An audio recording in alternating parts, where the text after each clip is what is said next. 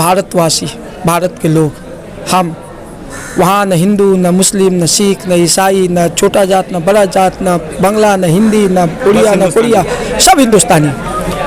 देश ने हमें एक बनाया है, पॉलिटिकली, इकोनॉमिकली, माशी तौर पर, हर हिसाब से देश को एक रखना ही आज का सबसे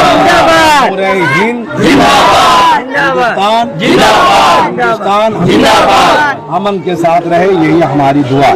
वो हमारे सेकुलर इंडिया के सेकुलरिज्म के ऊपर कई बयान देते हैं। जो कुछ लोग हैं गोडसेवादी लोग, जो गोडसे के अपना महात्मा मानते हैं, ऐसे लोग, उनको ये खराब लगता है। तो जब फिल्में आती है, चाहे वो दीपिका पादुकोण हो, शाहरुख खान हो, आमिर खान हो, या फिर आपका आशुतोष राणा हो, नसरुद्दीन शाह हो, कई लोग जब अपना बयान देते हैं, तो ये लोग जो हिंदुस्तान के कल्चर को नहीं समझते हैं,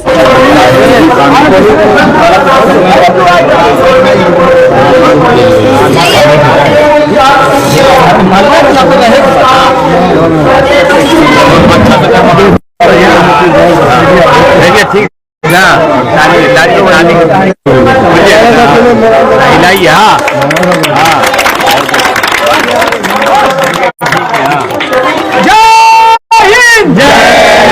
हिंदुस्तान जिंदाबाद, जिंदाबाद, जिंदाबाद, हिंदुस्तान का आवाज जिंदाबाद, जिंदाबाद, जिंदाबाद, यूं जमहूरिया जिंदाबाद, जिंदाबाद, जिंदाबाद। दोस्तों, आप सबको मालूम है कि आज 26 जनवरी 1950 को हमारे मुल्क का दस्तूर नाफिज हुआ था।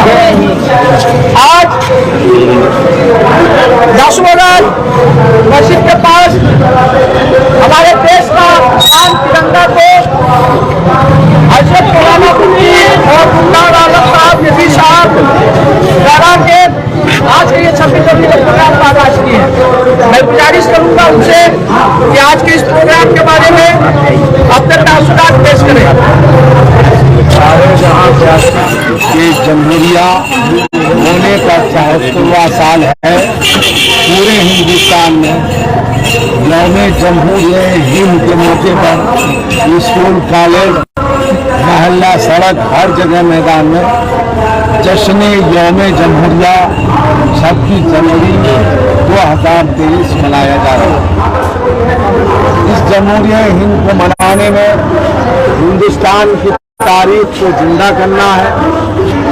जिस तारीख में ये लिखा गया है कि हमारा ये हिंदुस्तान एक सेकुलर और जमहूरी मुल्क है, यानी यहाँ हर मजहब के लोगों को अपने अपने मजहब के दस्तूर और कानून के मुताबिक जिंदगी गुजारने की पूरी आज़ादी है और पूरा हक है।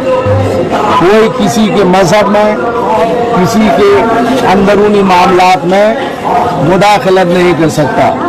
इसी बुनियाद पर 1950 में ये कानून जब बन के तैयार हुआ, पूरे मुल्क में नाफिज हुआ। इसी को दस्तूर हिंद कहते हैं, इसी को आईने हिंद कहते हैं। हिंदुस्तान के हर बाशिंदा को आज़ादी हिंद यानी 1947 15 अगस्त की आज़ादी और जमहूरिया हिंद 26 जनवरी 1950 की खुशियाँ इस तरह लोगों के दिलों में बसी हुई हैं कि साल में जब ये 2 तारीखें आती हैं, 15 अगस्त की या 26 जनवरी की, पूरा हिंदुस्तान खुशियों और मसर्रतों से झूम उठता है। यहाँ का हर फर्द इसकी आज़ादी और इसकी जमहूरियत के नारे लगाया करता है। इसलिए ज़रूरत इस बात की है कि मुल्क की सालमियत, मुल्क की हिफाजत, मुल्क की तरक्की इसी में है कि लोग हिंदुस्तान की जो पहली दफ़ा है जमहूरी मुल्क है और ये सेकुलर मुल्क है, उसी दस्तूर पर यहाँ का हर फर्द अमल करते रहे। हिंदुस्तान जन्नत निशा था, जन्नत निशा है और इस कानून पर अमल करते हुए ये हमेशा जन्नत निशा रहेगा। कोई मज़हब, कोई फर्द अगर समझे कि हिंदुस्तान हमारा पर्सनल है, तो ये उसकी खामख्याली है। इसलिए कि हिंदुस्तान की आज़ादी के काफिलों ने, सरफिलों ने, सरदारों ने और लीडरों ने कानून बना के हिंदुस्तान में हर बसने वाले को जीने का हक दिया और किसी के साथ, किसी मजहब के साथ इस मुल्क को खास नहीं किया गया। आज फ्रेंड्स क्लब रजा जामे मस्जिद के सामने यहाँ के काउंसलर 5 नंबर वार्ड के जनाब मास्टर अफजल खान साहब की क़यादत, महल्ले के सारे लोग, जनाब लड्डन खान, शमीम साहब, गौ साहब, रियाज खान और दीगर अफराद वगैरह की मौजूदगी में, महल्ले के नौजवानों की मौजूदगी में जश्न यौम जमहूरिया मनाया जाता है। हमारी तरफ से इन सबों को, पूरे मुल्क वालों को जश्न जमहूरिया मुबारक हो, मुबारक हो।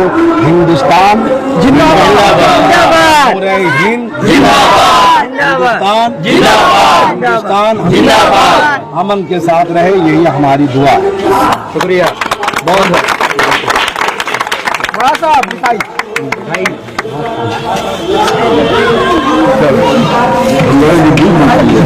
50 में हमारे देश का आइन नाफिज हुआ था।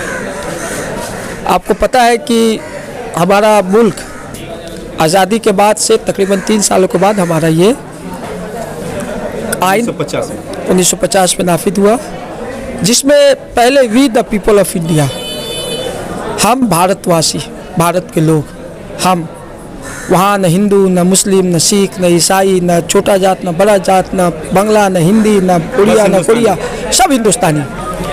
देश ने हमें एक बनाया है, पॉलिटिकली, इकोनॉमिकली, माशी तौर पर, हर हिसाब से देश को एक रखना ही आज का सबसे बड़ा काम। 74वां जो दिवस हम लोग मना रहे हैं, सबसे बड़ा हमारी जिम्मेदारी जो है देश को एक रखना, उस आइन को बचा के रखना, उस दस्तूर को बचा के रखना।